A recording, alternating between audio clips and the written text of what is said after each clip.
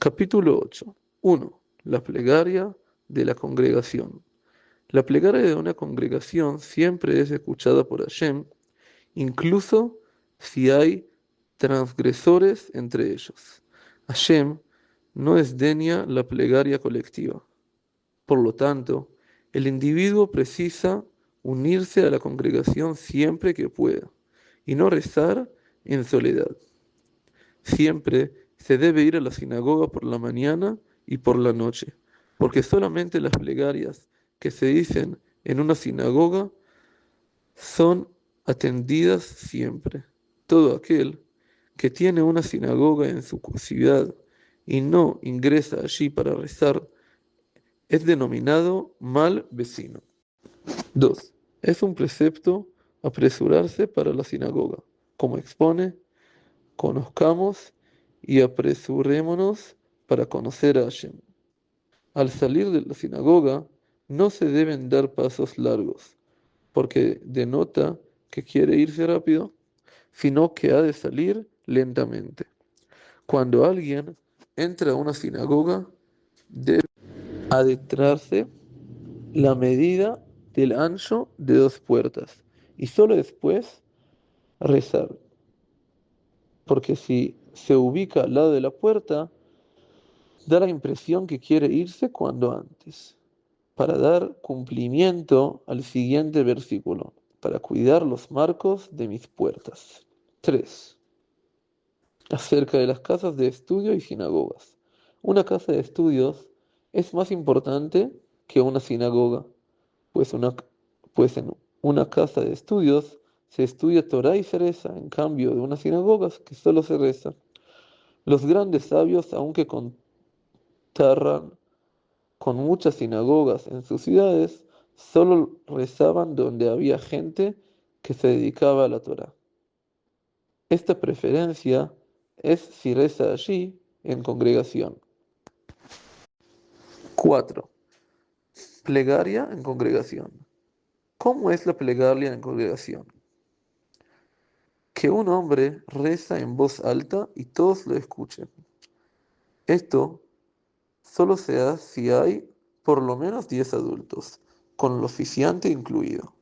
Que sean hombres libres, formado así el quórum necesario llamado minyan.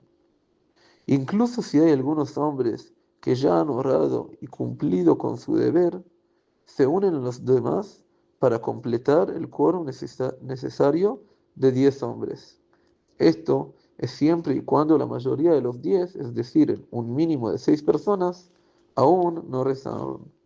Asimismo, no se recita Kedushá, no se lee la Torá con sus bendiciones previas y posteriores, ni la haftará de los profetas, si no hay como mínimo 10 hombres.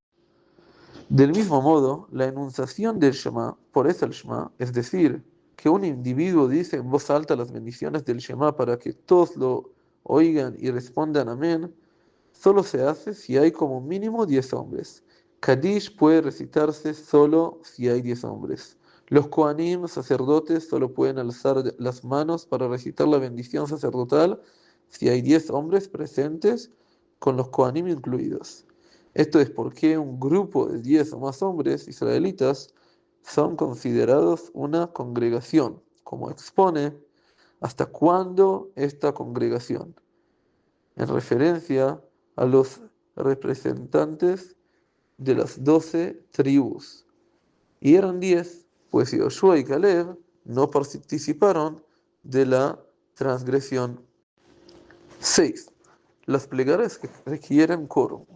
Todas las plegarias sagradas, como Kadish, Kedushá y la repetición de la Amida por la parte del oficiante, solo pueden llevarse a cabo dentro de una congregación israelita, quórum de 10 personas. Como expone, yo debo ser santificado entre los israelitas. Si cualquiera de estas se inició con 10 hombres y luego algunos se retiraron, aunque no lo deberían hacer, ya que no pueden irse y dejarlo sin quórum, que el resto finalice lo que comenzaron. 7. Todos en el mismo lugar. Todos, incluido el oficiante, deben estar en un mismo lugar. Si la pared de un pequeño patio lindante a un patio grande se derrumbe, lo que resulta en la unión de los dos patios, y hay 9 hombres en el grande y uno en el pequeño, es como si estuvieran todos juntos. Y se consideran un quórum de 10 personas. Pero si hay 9 hombres en el patio pequeño y uno en el grande, no se considera que están juntos, pues en este caso, como la mayoría de las personas están en el patio pequeño, se necesitaría que el patio grande se acoplase al pequeño, pero la ley dicta que no se acopla, como se verá a continuación. Si la consagración se halla en el patio grande y el oficiante en el pequeño, cumplen con su deber. Pero si la congregación se halla en el patio pequeño y el oficiante en el grande, no cumplen con su deber, porque se considera que está separada de ellos y no se hallan en el mismo lugar, siendo que yendo del patio grande al pequeño hay paredes en los costados de la entrada. Esto hace que sea considerado un espacio independiente con respecto al patio pequeño, pero el patio pequeño no es considerado un espacio separado del grande, sino que es como un rincón de este. 8. Asimismo, si hay excremento en el patio grande, está prohibido rezar o recitar el Shema en el pequeño. Pero si hay excremento en el patio pequeño, está permitido rezar y recitar el Shema en el grande, porque está separado. Esto es siempre y cuando no haya mal olor. 9. El oficiante posibilita a todos cumplir con el deber de la plegaria. El oficiante posibilita que muchos individuos cumplen con su deber de rezar. ¿Cómo es ello? Si cuando él reza la repetición de la amida en voz alta, los demás lo escuchan y responden amén luego de cada una de las bendiciones que recita, es como si ellos mismos rezaran. ¿De qué casos estamos hablando?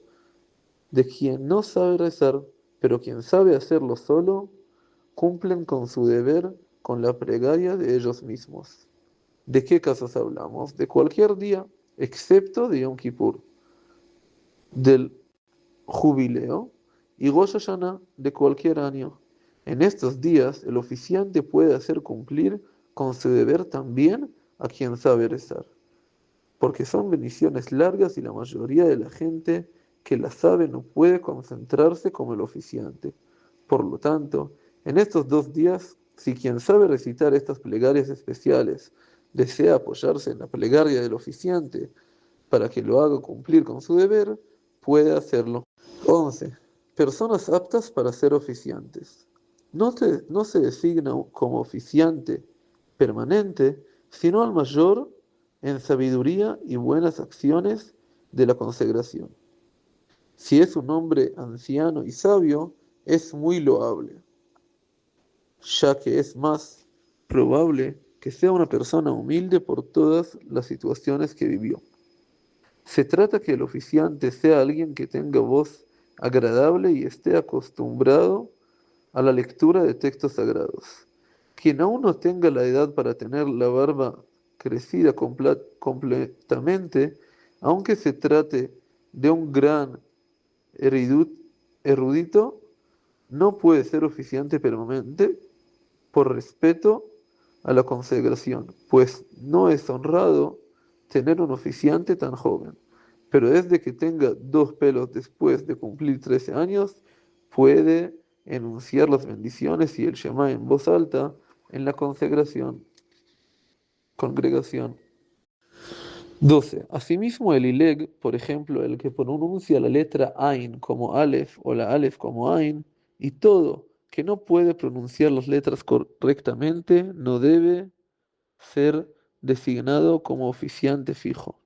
Un rabino está autorizado a designar a uno de sus alumnos como oficiante de la plegaria, a pesar de no cumplir con todas las condiciones detalladas anteriormente. 13.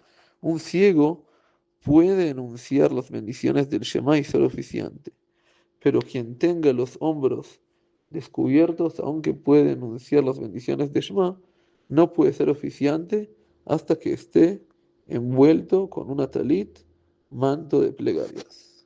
Hasta acá el capítulo 8 de la plegaria y la bendición sacerdotal. Siguen con nosotros, porque la lectura sin acción no es el camino de la ceguera.